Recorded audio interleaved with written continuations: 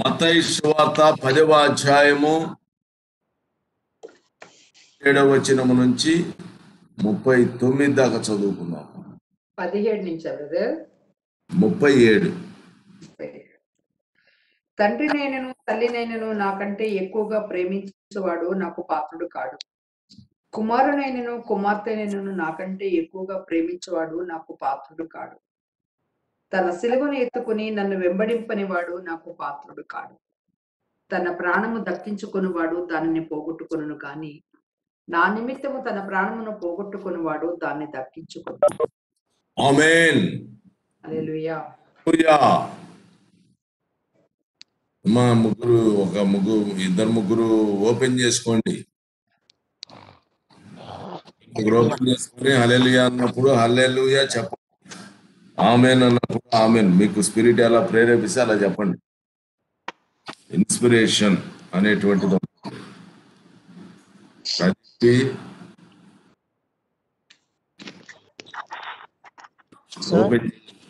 Open చేయండి. Okay sir. Okay, ఇద్దరు ముగ్గురు ఓపెన్ చేసుకుంటే స్తోత్రము నాయన ప్రభువానికి. తన ప్రాణమును దక్కించుకొనువాడు దానిని పోగొట్టుకొనును కానీ నా నిమిత్తము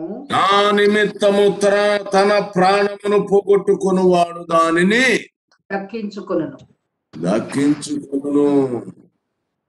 ఇక్కడ ప్రాణం పోతుంది, ప్రాణము పోతుంది, కానీ పోయిన దానిని మరలా దక్కించుకొను. ప్రాణమందరూ మనుషులందరూ ఒక్కసారి మృతి పొందవలెనని నియమించబడెను. కాబట్టి హెబ్రీయులకు రాసిన పత్రిక 9వ అధ్యాయము 27వ వచనం చదవండి.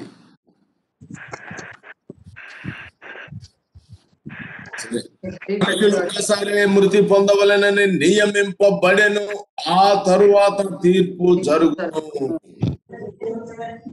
కాబట్టి మనుషులందరూ చనిపోవలసినటువంటి వాళ్ళే, ప్రాణము పోవలసిందే. అయితే ఆ పోయేటువంటి ప్రాణము లోక సంబంధమైన విషయాలలో పోయినట్లయితే నీకేమి ప్రతిఫలం వస్తుంది? లోకములో విస్తారముగా సంపద సమకూర్చుకోవడం కోసంగా అనేక రకాలైన డిస్ప్యూట్స్ అరైజ్ అయితే దానివల్ల శత్రుత్వము పెరిగిపోయి ఈ ప్రాణము తీసేటట్టు వాళ్ళు అనేక మంది తయారైపోయి వాళ్ళు నీ ప్రాణమును తీస్తే దానివల్ల నీకేమి దక్కుతుంది? గమనించాలి. ఇక్కడ 10వ అధ్యాయములోనే 28వ వచనములో ఒక మాట చెప్తున్నాడు. మరియు ఆత్మను చంపనేరక దేహమునే చంపు వారికి భయపడకుడి గాని దేహమును చంపువాడు ఒకడున్నాడు. ఆత్మను వాడు నిన్నేమీ చేయలేడు, కానీ నీ దేహమును చంపువాడు. నీవు లోక సంబంధమైన విషయాలు, పరుని భార్యతో అక్రమ సంబంధము కలిగినటువంటి వాడుగా, వ్యభిచార సంబంధమైన విధానములో ధనాపేక్ష పరుడైంది, దాన్ని సంపాదించుకోవడానికి అక్రమమైనటువంటి మార్గములను ప్రయాణము చేసి తయారు చేసుకొని ఇంకా అనేక విషయాలలో నీవు ప్రయాణము చేసినప్పుడు నీ ప్రాణమును వారు తీస్తారు. సాతానుడు కూడా వారిని ప్రేరేపించి నీ ప్రాణమును తీయజూస్తాడు. నీ దేహం అనేటువంటిది చంపబడుతుంది. దానివల్ల నీకేమి ప్రయోజనము? కానీ వాడు ఆత్మను ఎంత మాత్రం కూడా ముట్టుకోలేడు. కానీ నీ దేహమును, నీ ఆత్మను నరకములో పడేసేటువంటి వాడు ఒకడున్నాడు. నశింప చేయగలవానికి మిక్కిలి భయపడు. నీ దేహము నశించిపోతే, నీ ఆత్మ నశించిపోతే, చివరికి నువ్వు నరకములోనికి వెళ్ళిపోయేటువంటి పరిస్థితి నీకు కలుగుతుంది. అట్టి వానికి నీవు భయపడాలి. ఎవరట్టివాడు? మన ప్రభువైన యేసుక్రీస్తు వారు. కాబట్టి మన ప్రభు అయిన యేసుక్రీస్తుయే.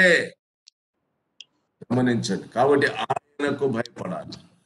నీ ప్రాణము తీసేటువంటి వాళ్ళ గురించి నువ్వు భయపడాల్సిన అవసరము లేదు. కానీ నీ ప్రాణమును ఎక్కువగా ప్రేమించకూడదు. నీ ప్రాణము ఆయన కొరకు పెట్టగలిగినటువంటి వాడి గుంటే నీకు ఏమి ఉపయోగం ఉందో తెలుసుకో. దానికన్నా ముందుగా నీ ప్రాణము, నీ దేహానికి సంబంధించినటువంటి వాడు. నీ ప్రాణము రక్తము, ప్రాణము. కాబట్టి ఇప్పుడు నీ రక్త సంబంధులైనటువంటి వారు, శరీర సంబంధంగా దేహమునకు సంబంధించినటువంటి వారు, వారిని నువ్వు ఎక్కువగా ప్రేమించకూడదు. దేహం అంటే ఏంటి? ప్రాణం. దేహము, ప్రాణము. ప్రాణం అంటే రక్తం. కాబట్టి ఇక్కడ రక్త సంబంధులు, ఈ దేహానికి రక్త సంబంధులు ఎవరు? నీ తండ్రి, నీ తల్లి, కుమార్తె, నీ కుమారుడు, వీళ్ళంతా కూడా నీ రక్త సంబంధులు, నీ దేహానికి సంబంధించినటువంటి వారు. వారిని నీవు ఎక్కువగా ప్రేమించకూడదు. అంటే ప్రభువు కంటే ఎక్కువగా ప్రేమించకూడదు. అందుకని అక్కడ చెబుతాం, నా కంటే ఎక్కువగా ప్రేమించువాడు నాకు పాత్రుడు కాదు. కాబట్టి ఏం చేయాలి? తన సిలువనెత్తుకొని, ఇప్పుడు నువ్వు వాళ్ళని ప్రేమించడం లేదంటే ఆటోమేటిక్ గా నీ మీద బండలు పడతాయి. నన్ను వెంబడింపని వాడు నాకు పాత్రుడు కాదు. కాబట్టి నువ్వు వాళ్ళకన్నా నువ్వు కనుక దేవుణ్ణి ఎక్కువగా ప్రేమిస్తున్నావు అని అంటే వాళ్ళు ఊరుకుంటారా? ఏందా ఎప్పుడు యేసు ప్రభు, యేసు ప్రభు, యేసు ప్రభు, దేవుడు, దేవుడు, దేవుడు. ఏంటి నువ్వు? ఏంటి మమ్మల్ని పట్టించుకోవా? మేము నీ రక్త సంబంధం కాదా? అడగరా? నీ భార్య నిన్ను అడగదా? నీ భర్త నిన్ను అడగడా? నీ కుమారులు నీ రక్త సంబంధం నిన్ను క్వశ్చన్ చేయరా? ఖచ్చితంగా నిన్ను అడుగుతారు. కాబట్టి ఇది నీకు సిలువగా పరిగణించబడు. ప్రతిరోజు ఇంట్లో ఈ గొడవ ఉంటే నువ్వు ఎంతవరకు భరించగలుగుతావు ఆలోచించు. రోజు సొగలాగానే ఉంటుంది. వేరు చేయాలి. కాబట్టి తన సిలువనెత్తుకొని నన్ను వెంబడింపని వాడు ఆయనను వెంబడించాలి. అలా వెంబడించకపోతే ఆయనకు పాత్రుడు కాడు.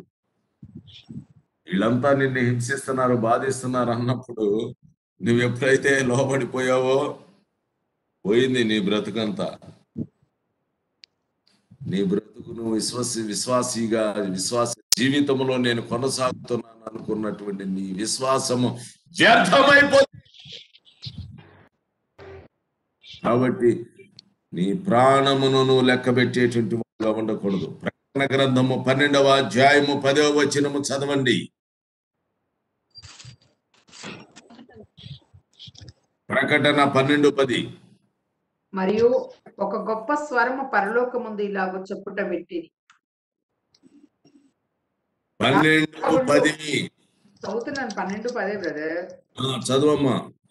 మరియు ఒక గొప్ప స్వరము పరలోకమందు ఇలాగూ చెప్పుట వింటిని, రాత్రింబగుళ్ళు మన దేవుని ఎదుట మన సహోదరుల మీద నేరము మోపువాడైన అపవాది పడద్రోయబడి ఉన్నాడు గనుక ఇప్పుడు రక్షణయు శక్తియు రాజ్యమును మన దేవుని వాయను. నిరంతరము సహోదరుల మీద నేరము మోపేటువంటి వాడు నీ దేహమును చంపునటువంటి వాడు. దేహమును చంపువానికి నీవు భయపడకుడి. నీ మీద నేరారోపణ చేస్తా ఉన్నాడు. చివరికి నీ శరీరాన్ని దేహమును చంపేటువంటి వాడుగా ఉన్నాడు. అట్టి వాడు భయపడకూడదు, పడద్రోయబడ్డాడు. ఇప్పుడు 11వ వచనం. 11 చదువునా. 11వ వచనం. వారు గొర్రె పిల్ల రక్తమును బట్టి తామిచ్చిన సాక్ష్యమును బట్టి వానిని జయించి ఉన్నారు కానీ మరణము వరకు తమ ప్రాణములను. కింద ఫుట్ నోట్ లో 42 లేదు బ్రదర్ నాకు. రైట్. ప్రాణాపాయము వచ్చినను తమ ప్రాణమును ప్రేమించిన వారు. ఆమేన్, హల్లెలూయా. కాబట్టి యేసుక్రీస్తు ప్రభు నామము నిమిత్తమై తన ప్రాణమును విడిచినట్టయితే ఆ వ్యక్తి దాన్ని దక్కించుకుంటాడు. గ్రహించినటువంటి వారు. కాబట్టి వాళ్ళ ప్రాణాన్ని వాళ్ళు ఎంత మాత్రం కూడా లెక్క చేయట్లేదు. ప్రాణాపాయము వచ్చినను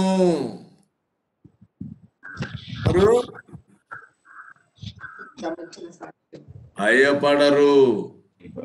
అపాయము వచ్చినా కూడా భయపడరు. ఎందుకు? గొర్రెపిల్ల నిమిత్తమా, యేసుక్రీస్తు యొక్క రక్తము నిమిత్తము, సాక్ష్యము నిమిత్తము తన ప్రాణములు మరలా బ్రతికించుకొనడం కోసం.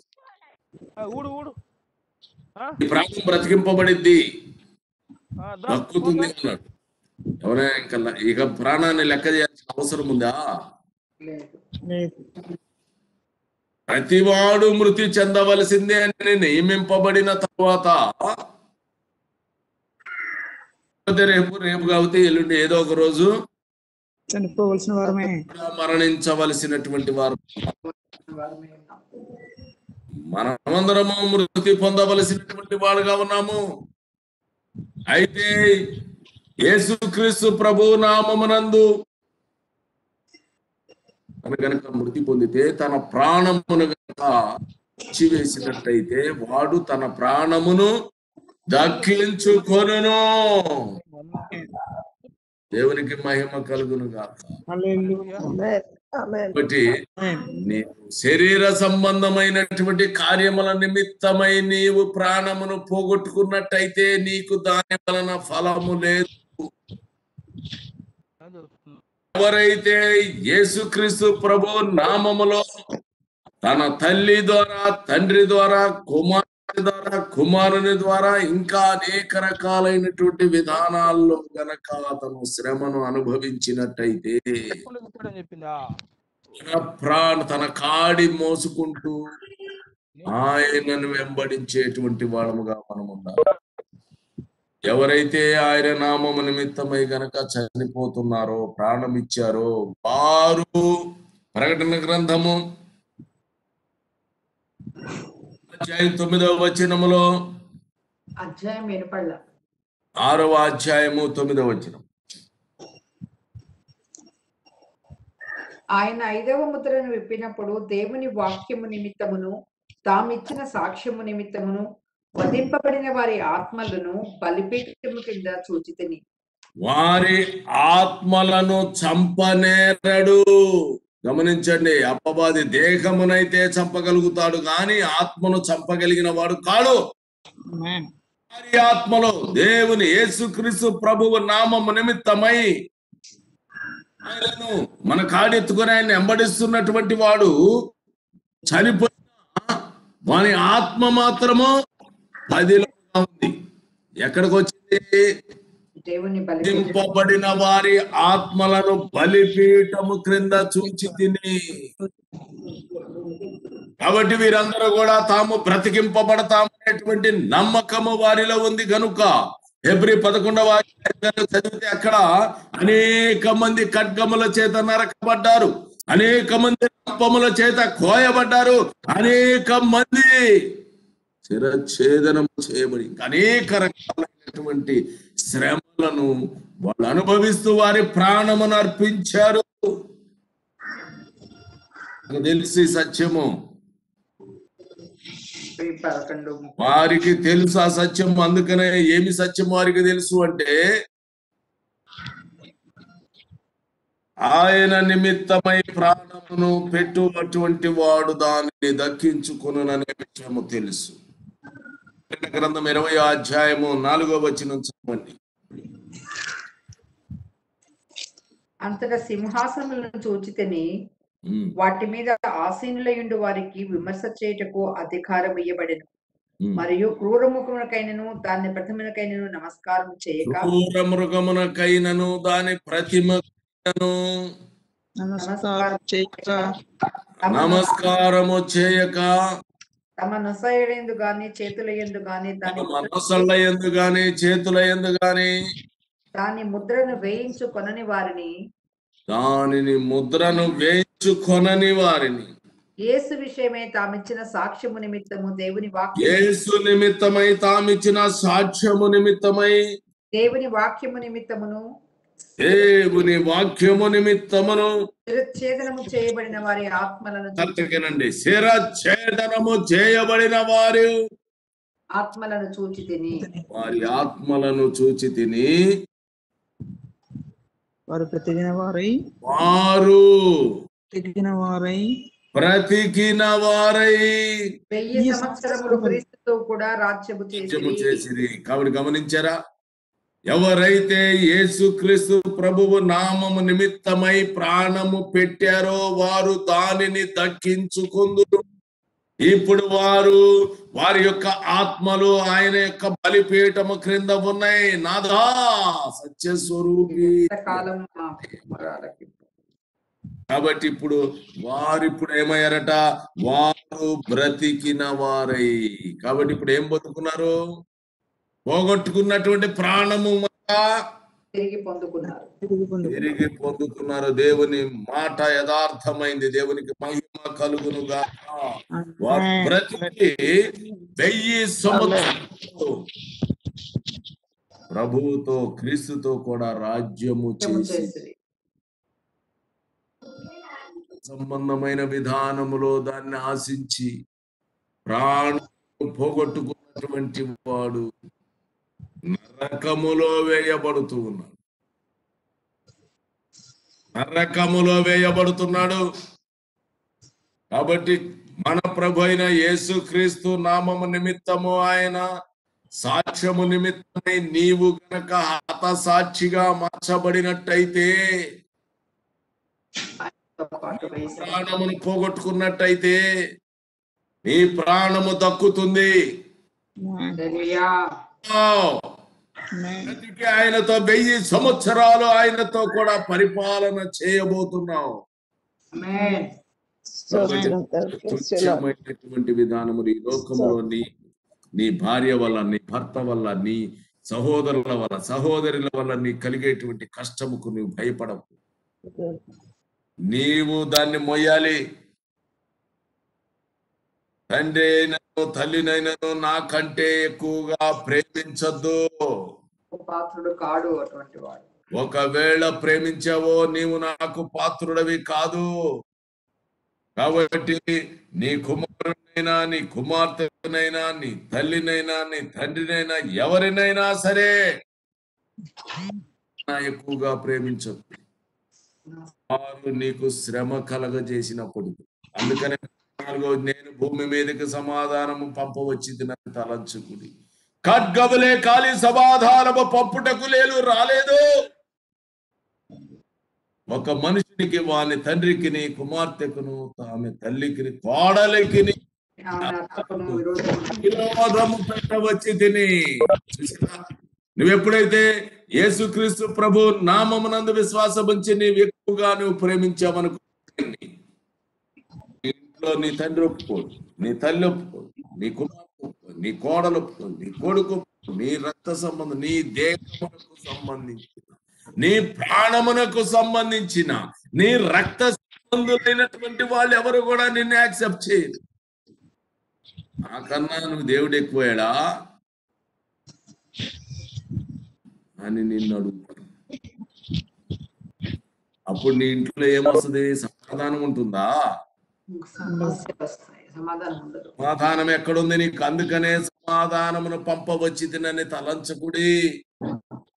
ఖడ్గం అక్కడ కానీ సమాధానం ఖడ్గమే ఆడిద్ది అక్కడ.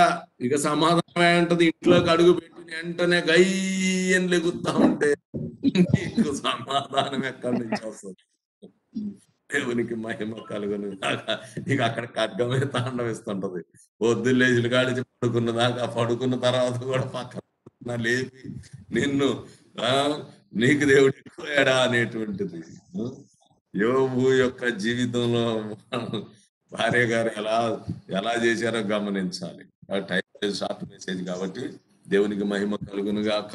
కాబట్టి నీవు ఆయనకు పాత్రుడుగా ఉండాలంటే వాటన్నిటిని నువ్వు బేర్ చేయాలి. ఎందుకంటే నీ ఆత్మని చంపే అధికారము ఈ రక్త సంబంధులని చెప్పబడిన వాళ్ళకి లేదు. వాళ్ళని ప్రేరేపిస్తున్నటువంటి సాతానికి లేదు.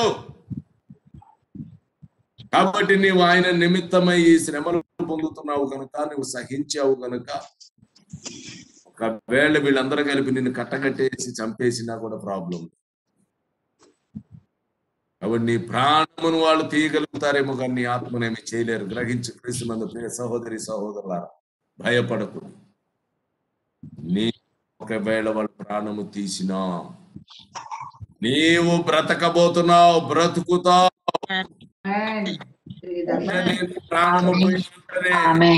ప్రాణము పోయిన వెంటనే నీ ఆత్మ ఆయన బలిపీఠము క్రిందకి వెళ్ళిపోతుంది. అక్కడ నుంచి ఎదురు చూస్తూ ఉంది. ఆయన వచ్చినప్పుడు, ఆయన ప్రజలను తీసుకొని పోయినప్పుడు, ఆయన 1000 సంవత్సరాల పరిపాలన చేస్తున్నప్పుడు నీ ఆత్మ నీవు బ్రతికింపబడుతున్నావు.